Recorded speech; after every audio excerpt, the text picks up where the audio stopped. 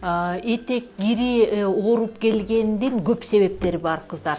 Бул ар кандай диагноздар этек кири ооруп келгенде эң биринчиден эндометриоз деген ушу медициналык сөздө ушундай диагноз бар. Эндометриоз, миома матки, гиперплазия эндометрия, полип эндометрия деген толтура диагноздар бар. Даже воспаленияда деле альгоминорея, альгодисминорея деген толтура диагноздар бар.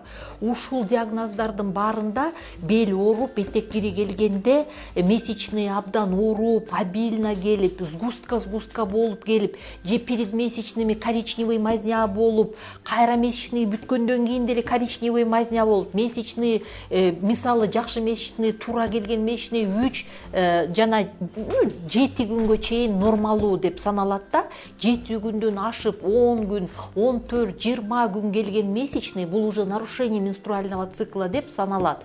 Бул этек кирди, ушундай келген этек кирди сөзсүз түрдө гинекологко көрүнүп, бүт обследованиялар кандай керек болсо, УЗИ, гормоналдуу тесттер болсо, ошо гормоналдуу тесттерди тапшырыш керек, креслодан караш керек, шейканы караш керек, бүт обследование, гормондорду тапшырыш керек, бүт обследованияларды өтүп, себебин табыш керек элден мурун. Себебин таап туруп, анан табылгандан кийин лечение кылып туруп, анан устранять этиш керек. Анан бел ооруган себептери абдан көп.